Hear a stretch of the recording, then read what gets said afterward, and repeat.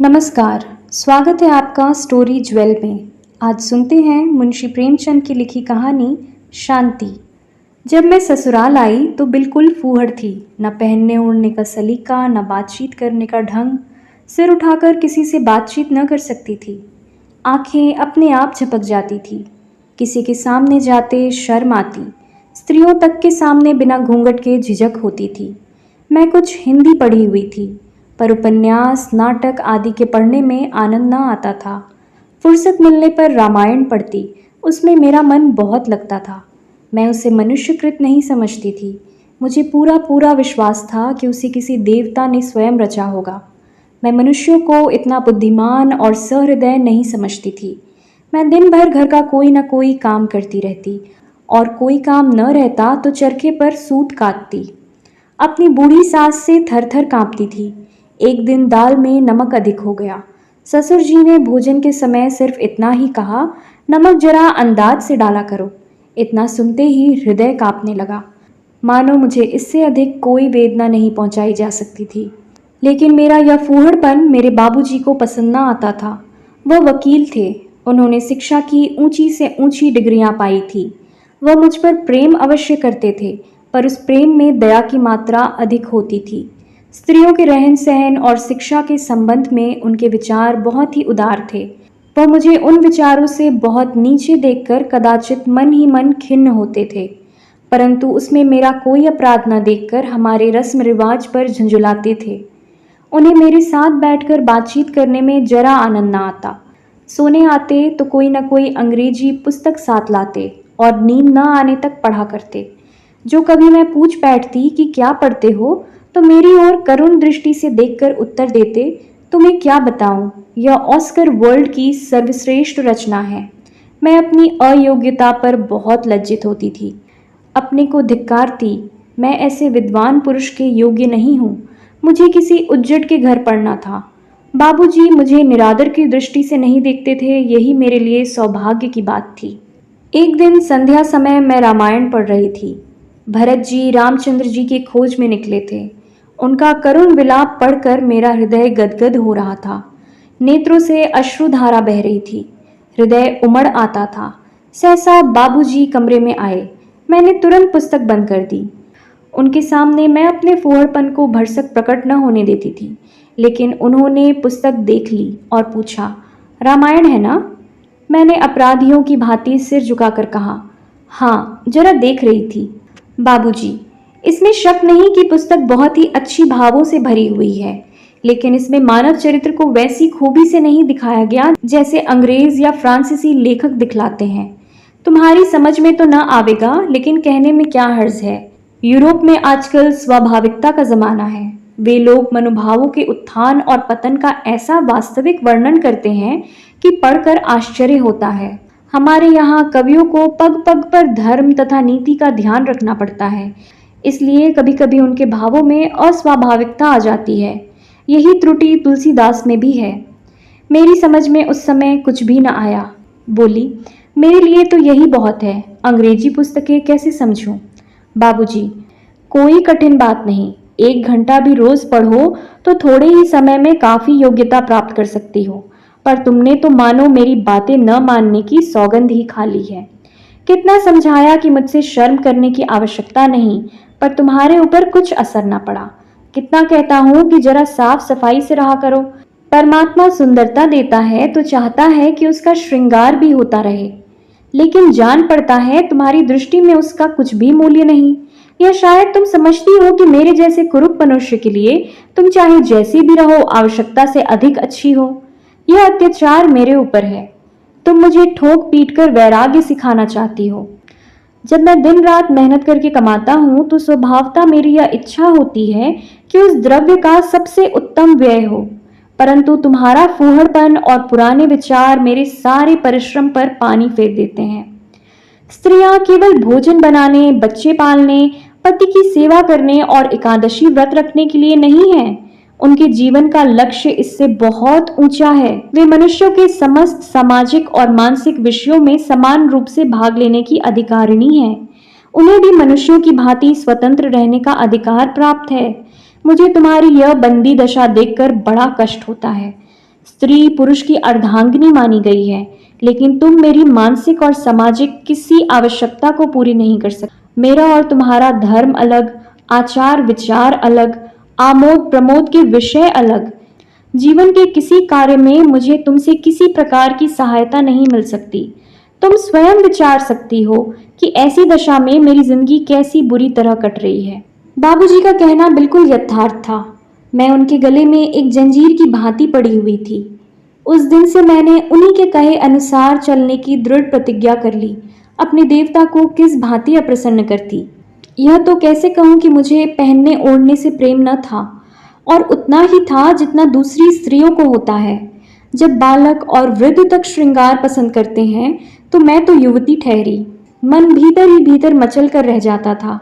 मेरे मायके में मोटा खाने और मोटा पहनने की चाल थी।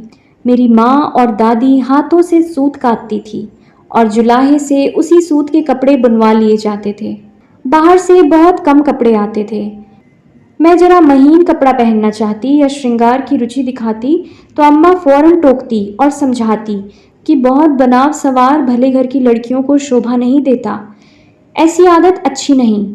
यदि कभी वह मुझे दर्पण के सामने देख लेती तो झिड़कने लगती, परंतु अब बाबूजी की जिद से मेरी यह झिझक जाती रही। मेरी सास और नंदे मेरे बनाव श्रृंगार पर नाक भाव सिकोड़ती, पर मुझे अब उनकी परवाह न थी। बाबूजी की प्रेम परिपूर्ण दृष्टि के लिए मैं झिड़कियां भी सह सकती थी।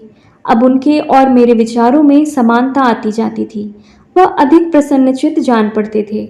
वह मेरे लिए फैशनेबल साड़ियाँ, सुंदर जैकेटें, चमकते हुए जूते और कामदार स्लीपरें लाया करते थे, पर मैं इन वस्तुओं को धारण कर किसी के सामने न निकलती। ये वस्त्र केवल बाबूजी के ही सामने पहनने के लिए रखे थे। मुझे इस प्रकार बनी ठनी देखकर उन्हें बड़ी प्रसन्नता होती थी।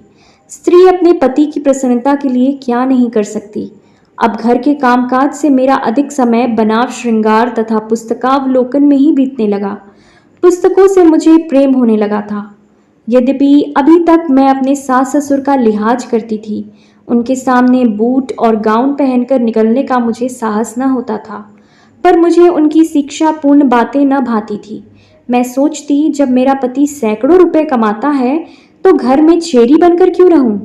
यूं अपनी इच्छा से चाहे जितना काम करूं, पर वे लोग मुझे आज्ञा देने वाले होते कौन हैं? मुझ में आत्माभिमान की मात्रा बढ़ने लगी।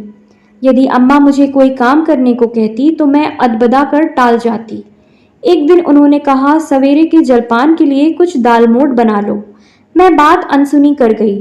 अम्मा ने कुछ देर तक मेरी राह देखी, पर जब मैं अपने कमरे से न निकली तो उन्हें गुस्सा हो आया। वो बड़ी ही चिड़चिड़ी प्रकृति की थी, तनिक सी बात पर तुनक जाती थी।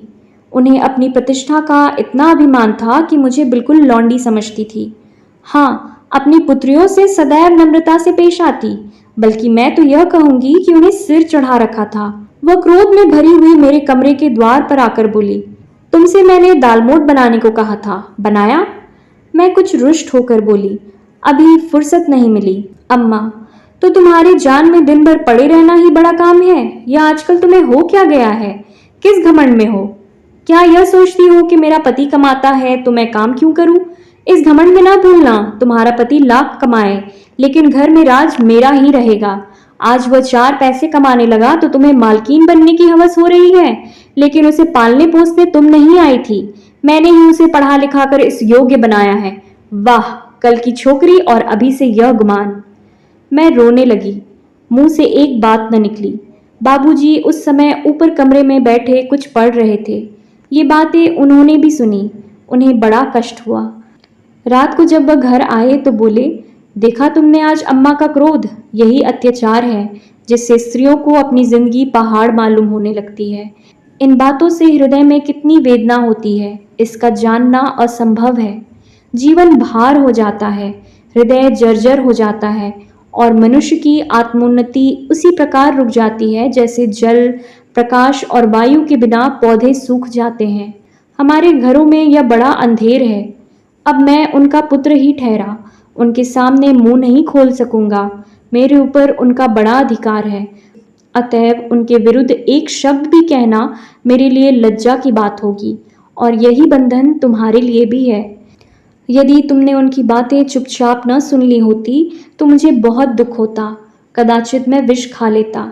ऐसी दशा में दो ही बातें संभव है, या तो सदैव उनकी घुड़कियां झिड़कियां को सहे जाओ या अपने लिए कोई दूसरा रास्ता ढूंढो।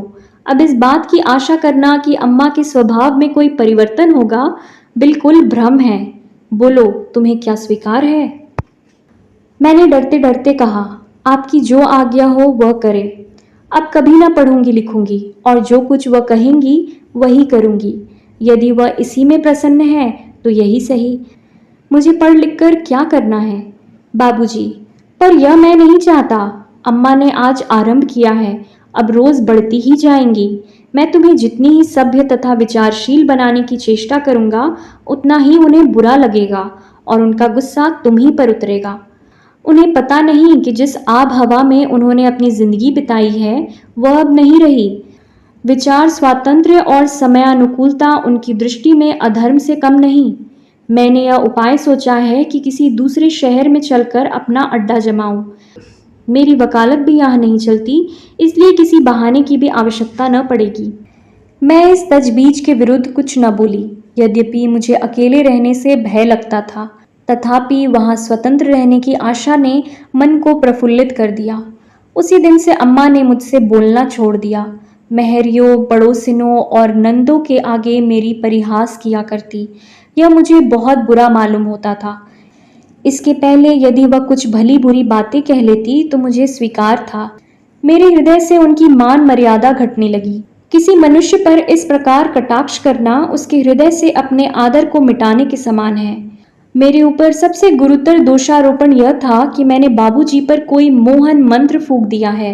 वह मेरे इशारों पर चलते हैं, पर यथार्थ में बात उल्टी ही थी। भाद्र मास था, जन्माष्टमी का त्योहार था। घर में सब लोगों ने व्रत रखा। मैंने भी सदैव की भांति व्रत रखा।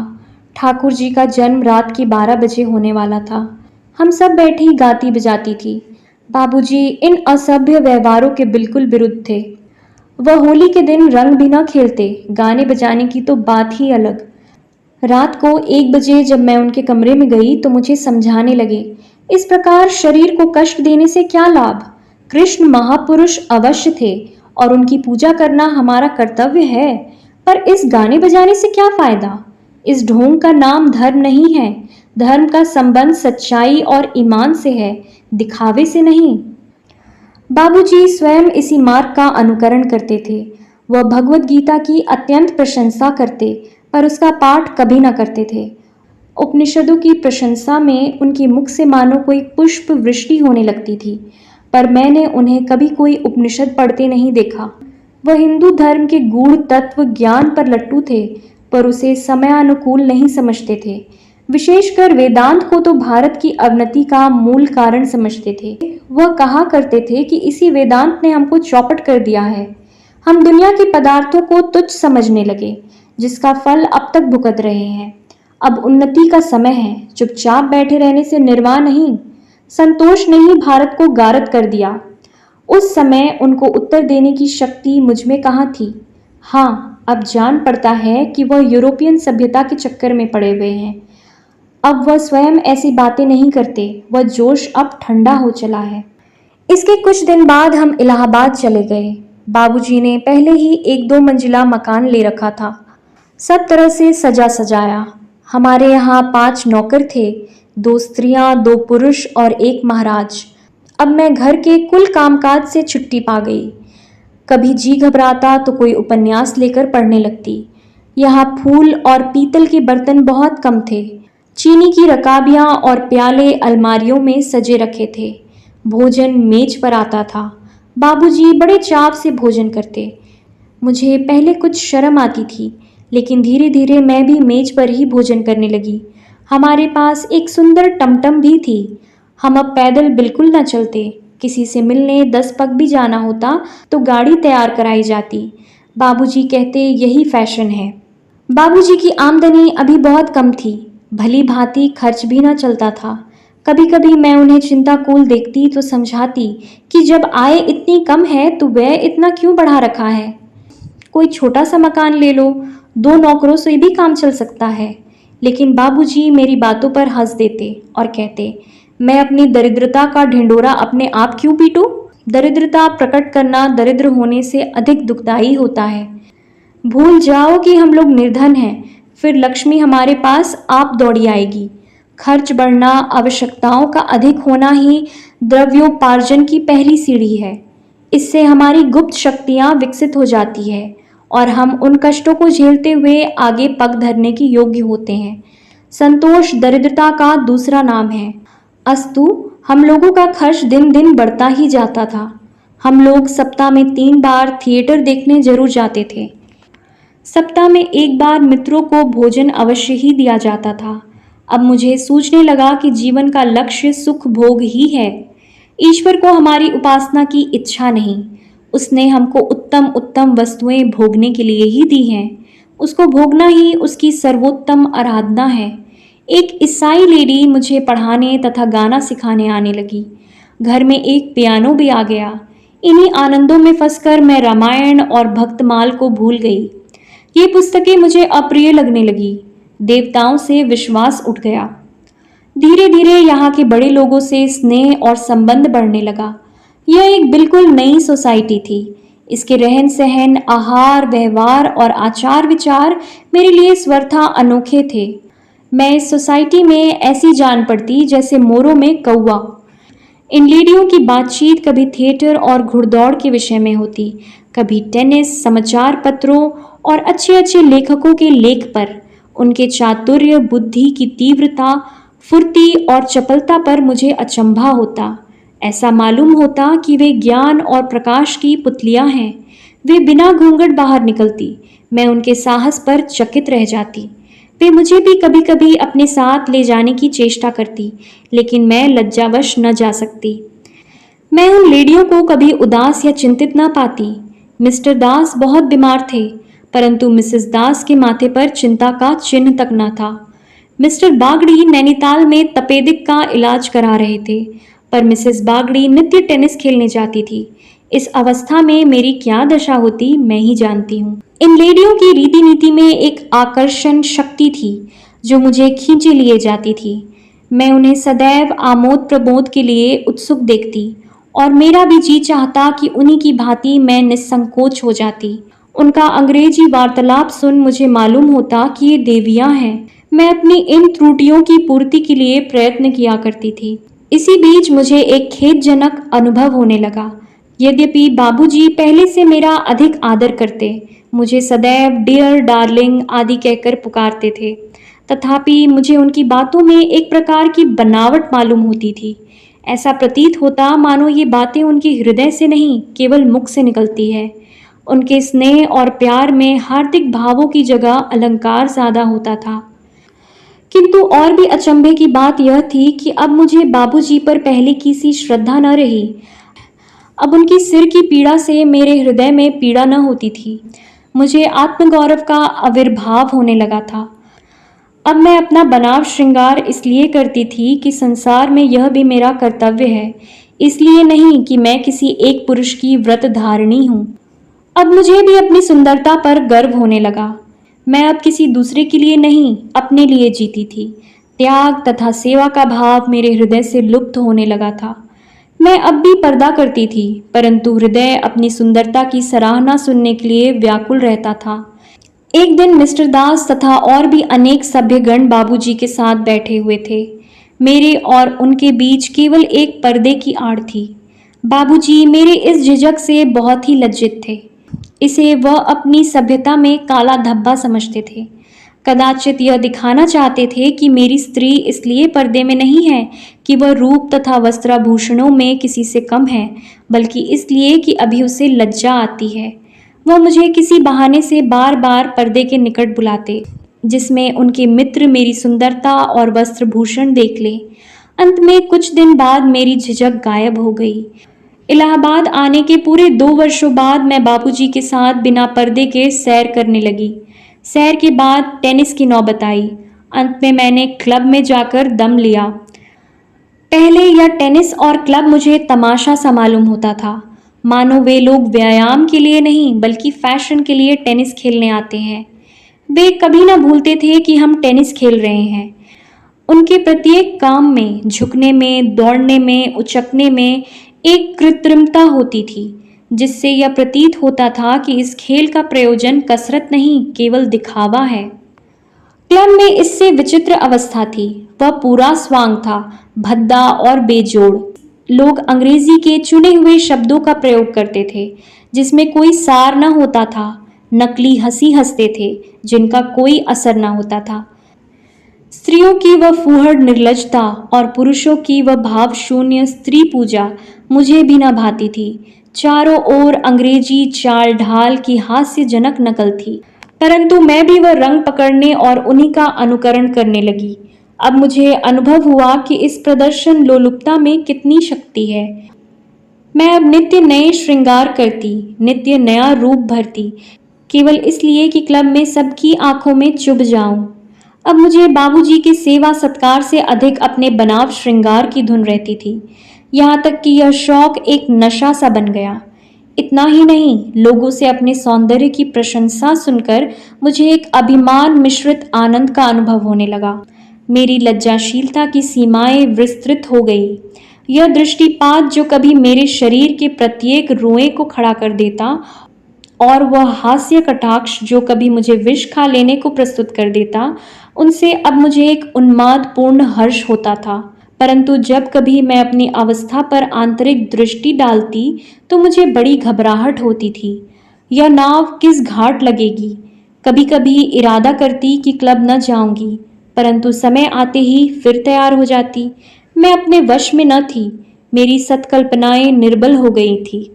2 वर्ष और बीत गए और अब बाबूजी के स्वभाव में एक विचित्र परिवर्तन होने लगा। वह उदास और चिंतित रहने लगे। मुझसे बहुत कम बोलते। ऐसा जान पड़ता कि इन्हें कठिन चिंता ने घेर रखा है या कोई बीमारी हो गई है। मुंह बिल्कुल सूखा रहता था। तनिक तनिक सी बात पर नौकरों से झल्लाने लगते और बाहर बहुत कम जाते। अभी 1 ही मास पहले वह 100 काम छोड़कर क्लब अवश्य जाते थे। वहां गए बिना उन्हें कल न पड़ती थी। अब अधिकतर अपने कमरे में आराम कुर्सी पर लेटे हुए समाचार पत्र और पुस्तकें देखा करते थे। मेरी समझ में न आता कि क्या बात है। एक दिन उन्हें बड़े जोर से बुखार आया। दिन भर बेहोश रहे, परंतु मुझे उनके पास बैठने में अनकुछ सा लगता था। मेरा जी एक उपन्यास में लगा हुआ था। उनके पास जाती थी और पल भर में फिर लौट आती। टेनिस का समय आया तो दुविधा में पड़ गई, जाऊं या न जाऊं। देर तक मन में यह संग्राम होता रहा। अंत को मैंने यही निर्णय किया कि मेरे यहाँ रहने से वह कुछ अच्छे तो नहीं हो जाएंगे। इससे मेरा यहाँ बैठे रहना बिल्कुल निरर्थक है। मैंने बढ़िया वस्त्र पहने और रैकेट लेकर क्लब घर जा पहुंची। वहां मैंने मिसेस दास और मिसेस बागची से बाबूजी की दशा बतलाई और सजल नेत्र से चुपचाप बैठी रही। जब सब लोग कोर्ट में जाने लगे तो मिस्टर दास ने मुझसे चलने को कहा, तो मैं ठंडी आह भरकर कोर्ट में जा पहुंची और खेलने लगी। आज से 3 वर्ष पूर्व बाबूजी को इसी प्रकार बुखार आ गया था। मैं रात भर उन्हें पंखा झलती रही थी। हृदय व्याकुल था और यही चाहता था कि इनके बदले मुझे बुखार आ जाए, परंतु वह उठ बैठे। पर अब हृदय तो स्नेह शून्य हो गया था, दिखावा अधिक था। अकेले रोने की मुझ में क्षमता न रह गई थी। मैं सदैव की भांति रात को 9 बजे लौटी। बाबूजी का जी कुछ अच्छा जान पड़ा। उन्होंने मुझे केवल दबी दृष्टि से देखा और करवट बदल ली, परंतु मैं लेटी तो मेरा हृदय मुझे अपनी स्वार्थपरता और प्रमोदासिकता पर धिक्कारता। मैं अब अंग्रेजी उपन्यासों को समझने लगी। हमारी बातचीत अधिक उत्कृष्ट और आलोचनात्मक होती थी। हमारा सभ्यता का आदर्श अब बहुत ही उच्च हो गया। हमको अब अपनी मित्र मंडली से बाहर दूसरों से मिलने जुलने में संकोच होता था। हम अपने से छोटी श्रेणी के लोगों से बोलने में अपना अपमान समझते थे। नौकरों को अपना नौकर समझते थे और बस। हमको उनके निजी मामलों से कुछ मतलब न था। हम उनसे अलग रहकर उनके ऊपर अपना जोर जमाए रखना चाहते थे। हमारी इच्छा यह थी कि वह हम लोगों को साहब समझे। हिंदुस्तानी स्त्रियों को देखकर मुझे उनसे घृणा होती थी। उनमें शिष्टता न थी। खैर, बाबूजी का जी दूसरे दिन भी न संभला। मैं क्लब न गई, परंतु जब लगातार 3 दिन तक उन्हें बुखार आता गया और मिसेस दास ने बार बार एक नर्स बुलाने का आदेश किया, तो मैं सहमत हो गई। उस दिन से रोगी की सेवा शुश्रूषा से छुट्टी पाकर बड़ा हर्ष हुआ।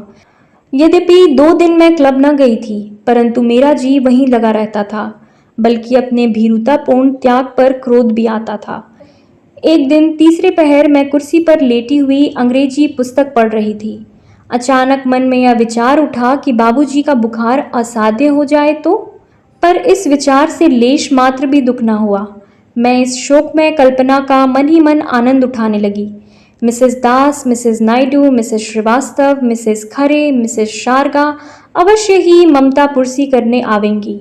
उन्हें देखते ही मैं सजल नेत्र से उठूंगी और कहूंगी, बहनों मैं लुट गई, हाय मैं लुट गई। अब मेरा जीवन अंधेरी रात में भयावह बन या अब मेरा जीवन अंधेरी रात के भयावह वन या शमशान के दीपक के समान है, परंतु मेरी अवस्था पर दुख न प्रकट करो। मुझ पर जो पड़ेगी उसे मैं महान आत्मा के मोक्ष के विचार से सह लूंगी। मैंने इस प्रकार मन में शोकपूर्ण व्याख्यान की रचना कर डाली, यहाँ तक कि अपने उस वस्त्र के विषय में भी निश्चय कर लिया जो मृतक के साथ शमशान जाते समय पहनूंगी। इस घटना की शहर भर में चर्चा हो जाएगी। सारे कैंटोनमेंट के लोग मुझे संवेदना के पात्र भेजेंगे। तब मैं उनका उत्तर समाचार पत्रों में प्रकाशित करा दूंगी कि मैं प्रत्येक शोक पत्र का उत्तर देने में असमर्थ हूँ। हृदय के टुकड़े टुकड़े हो गए हैं, उसे रोने के सिवा और किसी काम के लिए समय नहीं है। मैं इस हमदर्दी के लिए उन लोगों की कृतज्ञ हूँ और उनसे विनयपूर्वक निवेदन करती हूँ कि वे मृतक की आत्मा की सद्गति के निमित्त ईश्वर से प्रार्थना करें। मैं इन्हीं विचारों में डूबी हुई थी कि नर्स ने आकर कहा, आपको साहब याद करते हैं। यह मेरे क्लब जाने का समय था। मुझे उनका बुलाना अखर गया, लेकिन 1 मास हो गया था। वह अत्यंत दुर्बल हो रहे थे। उन्होंने मेरी ओर विनयपूर्ण दृष्टि से देखा, उसमें आंसू भरे हुए थे। मुझे उन पर दया आई, बैठ गई और ढाढ़स देते हुए बोली, क्या करूं, कोई दूसरा डॉक्टर बुलाऊं? बाबूजी आंखें नीची करके अत्यंत करुण भाव से बोले, यहाँ कभी नहीं अच्छा हो सकता, मुझे अम्मा के पास पहुंचा दो। मैंने कहा, क्या आप समझते हैं वहाँ आपकी चिकित्सा यहाँ से अच्छी होगी?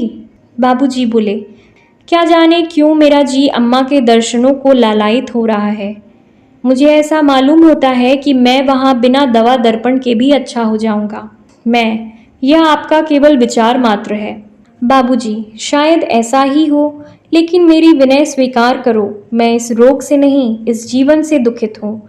मैंने अचरज से उनकी ओर देखा। बाबूजी फिर बोले, हाँ, इस जिंदगी से तंग आ गया हूँ। मैं अब समझ रहा हूँ, मैं जिस स्वच्छ लहराते हुए निर्मल जल की ओर दौड़ रहा था वह मरुभूमि है। मैं इस प्रकार जीवन के बाहरी रूप पर लट्टू हो रहा था, परंतु अब मुझे आंतरिक अवस्थाओं का बोध हो रहा है। इन 4 वर्षों में मैंने इस उपवन में खूब भ्रमण किया और उसे आदि से अंत तक कंटक में पाया। यहाँ न तो हृदय को शांति है, न आत्मिक अंदन। यह एक उन्मत्त, अशांतिमय, स्वार्थपूर्ण, विलाप युक्त जीवन है। यहाँ न नीति है, न धर्म, न सहानुभूति, न सहृदयता। परमात्मा के लिए मुझे इस अग्नि से बचाओ। यदि और कोई उपाय न हो तो अम्मा को एक पत्र ही लिख दो, वह अवश्य यहाँ आएंगी। अपने अभागे पुत्र का दुख उनसे देखा न जाएगा। उन्हें इस सोसाइटी की हवा अभी नहीं लगी, वह आएंगी। उनकी वह ममतापूर्ण दृष्टि, वह स्नेहपूर्ण शुश्रूषा मेरे लिए 100 औषधियों का काम करेगी। उनके मुख पर वह ज्योति प्रकाशमान होगी जिसके लिए मेरे नेत्र तरस रहे हैं। उनके हृदय में स्नेह है, विश्वास है। यदि उनकी गोद में मैं मर भी जाऊं तो मेरी आत्मा को शांति मिलेगी। मैं समझी कि यह बुखार की बकझक है। नर्स से कहा, जरा इनका टेम्परेचर तो ले लो, मैं अभी डॉक्टर के पास जाती हूँ। मेरा हृदय एक अज्ञात भय से कांपने लगा। नर्स ने थर्मोमीटर निकाला, परंतु ज्यों ही वो बाबूजी के समीप गई, उन्होंने उसके हाथ से वह यंत्र छीनकर पृथ्वी पर पटक दिया। उसके टुकड़े टुकड़े हो गए। फिर मेरी ओर एक अवहेलनापूर्ण दृष्टि से देखकर कहा, साफ साफ क्यों नहीं कहती हो कि मैं क्लब घर जाती हूँ, जिसके लिए तुमने ये वस्त्र धारण किए हैं और गाउन पहनी है। खैर, घूमती हुई यदि डॉक्टर के पास जाना तो कह देना यहाँ टेम्परेचर उस बिंदु पर पहुंच चुका है जहां आग लग सकती है। मैं और भी अधिक भयभीत हो गई। हृदय में एक करुण चिंता का संचार होने लगा। गला भर आया। बाबूजी ने नेत्र मूंद लिए थे और उनकी सांस वेग से चल रही थी। मैं द्वार की ओर चली कि किसी डॉक्टर के पास भेजूं। यह फटकार सुनकर स्वयं कैसे जाती। इतने में बाबूजी उठ बैठे और विनीत भाव से बोले, श्यामा, मैं तुमसे कुछ कहना चाहता हूँ। बात 2 सप्ताह से मन में थी, पर साहस न हुआ। आज मैंने निश्चय कर लिया है कि कह ही डालूं। मैं अब फिर अपने घर जाकर वही पहले की सी जिंदगी बिताना चाहता हूँ। मुझे अब इस जीवन से घृणा हो गई है और यही मेरी बीमारी का मुख्य कारण है। मुझे शारीरिक नहीं, मानसिक कष्ट है। मैं फिर तुम्हें वही पहले की सी सलज, नीचा सिर करके चलने वाली, पूजा करने वाली, रामायण पढ़ने वाली, घर का कामकाज करने वाली, चरखा काटने वाली, ईश्वर से डरने वाली, पति श्रद्धा से परिपूर्ण स्त्री देखना चाहता हूँ। मैं विश्वास करता हूँ तुम मुझे निराश न करोगी। तुमको 16 आने अपनी बनाना और 16 आने तुम्हारा बनना चाहता हूँ। मैं अब समझ गया कि उसी सादे पवित्र जीवन में वास्तविक सुख है। बोलो, स्वीकार है? तुमने सदैव मेरी आज्ञाओं का पालन किया है। इस समय निराश न करना, नहीं तो इस कष्ट और शोक का न जाने कितना भयंकर परिणाम हो। मैं सहसा कोई उत्तर न दे सकी। मन में सोचने लगी, इस स्वतंत्र जीवन में कितना सुख था, यह मजे वहां कहाँ। क्या इतने दिन स्वतंत्र वायु में विचरण करने के पश्चात फिर उसी पिंजड़े में जाऊं, वहीं लौंडी बनकर रहूं? क्यों इन्होंने मुझे वर्षों स्वतंत्रता का पाठ पढ़ाया, वर्षों देवताओं की, रामायण की, पूजा पाठ की, व्रत उपवास की बुराई की, हंसी उड़ाई। अब जब मैं उन बातों को भूल गई, उन्हें मिथ्या समझने लगी, तो फिर मुझे उसी अंधकूप में ढकेलना चाहते हैं। मैं तो इन्हीं की इच्छा के अनुसार चलती हूँ, फिर मेरा अपराध क्या है? लेकिन बाबूजी के मुख पर ऐसी दीनतापूर्ण विवशता थी कि मैं प्रत्यक्ष अस्वीकार न कर सकी। बोली, आखिर यहाँ क्या कष्ट है? मैं उनके विचारों की तह तक पहुंचना चाहती थी। बाबूजी फिर उठ बैठे और मेरी ओर कठोर दृष्टि से देखकर बोले, बहुत ही अच्छा होता कि तुम इस प्रश्न को मुझसे पूछने के बदले अपने ही हृदय से पूछ लेती। क्या अब मैं तुम्हारे लिए वही हूँ जो आज से 3 वर्ष पहले था, जब मैं तुमसे अधिक शिक्षा प्राप्त, अधिक बुद्धिमान, अधिक जानकार होकर तुम्हारे लिए वह नहीं रहा जो पहले था? तुमने चाहे इसका अनुभव न किया हो, परंतु मैं स्वयं कर रहा हूँ। तो मैं कैसे अनुमान करूं कि उन्हीं भावों ने तुम्हें स्खलित न किया होगा? नहीं, बल्कि प्रत्यक्ष चिन्ह देख पड़ते हैं। तुम्हारे हृदय पर उन भावों का और भी अधिक प्रभाव पड़ा है। तुमने अपने को ऊपरी बनाव चुनाव और विलास के भंवर में डाल दिया है और तुम्हें उसकी लेश मात्र भी सुध नहीं है। अब मुझे पूर्ण विश्वास हो गया है कि सभ्यता, स्वेच्छाचारिता का भूत स्त्रियों के कोमल हृदय पर बड़ी सुगमता से कब्जा कर सकता है। क्या अब से 3 वर्ष पूर्व भी तुम्हें यह साहस हो सकता था कि मुझे इस दशा में छोड़कर किसी पड़ोसिन के यहाँ गाने बजाने चली जाती? मैं बिछौने पर रहता और तुम किसी के घर जाकर कोलले करती। स्त्रियों का हृदय आधिक्य प्रिय होता है, परंतु इस नवीन आधिक्य के बदले मुझे वह पुराना आधिक्य कहीं ज्यादा पसंद है। उस आधिक्य का फल आत्मिक एवं शारीरिक अभ्युदय और हृदय की पवित्रता थी, पर इस आधिक्य का परिणाम है छिछोरापन, निर्लजता, दिखावा और स्वेच्छाचार।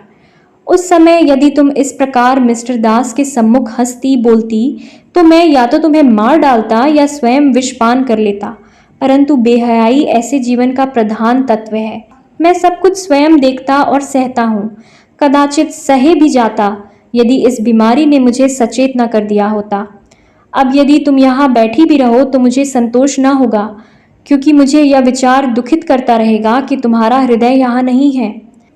मैंने अपने को उस इंद्रजाल से निकालने का निश्चय कर लिया है, जहाँ धन का नाम मान है, इंद्रिय लिप्सा का सभ्यता और भ्रष्टता का विचार स्वातंत्र्य। बोलो, मेरा प्रस्ताव स्वीकार है? मेरे हृदय पर वज्रपात सा हो गया। बाबूजी का अभिप्राय पूर्णतः हृदयंगम हो गया।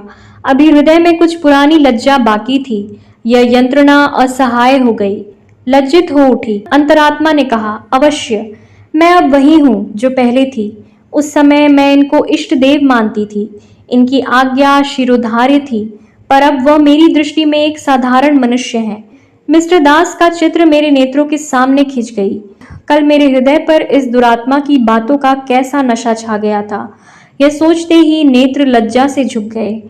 बाबूजी की आंतरिक अवस्था उनके मुखड़े ही से प्रकाशमान हो रही थी। स्वार्थ और विलास लिप्सा के विचार मेरे हृदय से दूर हो गए। उनके बदले से शब्द ज्वलंत अक्षरों में लिखे हुए नजर आए।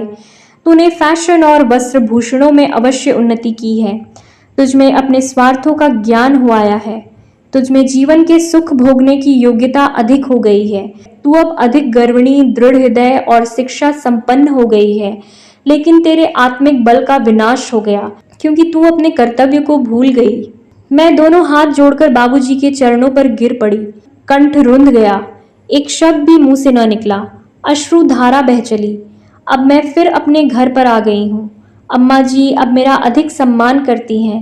बाबूजी संतुष्ट दिख पड़ते हैं। अब वह स्वयं प्रतिदिन संध्या वंदन करते हैं। मिसेस दास के पत्र कभी कभी आते हैं। वह इलाहाबादी सोसाइटी के नवीन समाचारों से भरे होते हैं। मिस्टर दास और मिस भाटिया के संबंध में कलुषित बातें उड़ रही हैं। मैं इन पत्रों का उत्तर तो देती हूँ, परंतु चाहती हूँ कि वह अब ना आते तो अच्छा होता। वह मुझे उन दिनों की याद दिलाते हैं जिन्हें मैं भूल जाना चाहती हूँ। कल बाबूजी ने बहुत सी पुरानी पोथियां अग्निदेव को अर्पण की। उनमें ऑस्कर वर्ल्ड की कई पुस्तकें थीं। वह अब अंग्रेजी पुस्तकें बहुत कम पढ़ते हैं।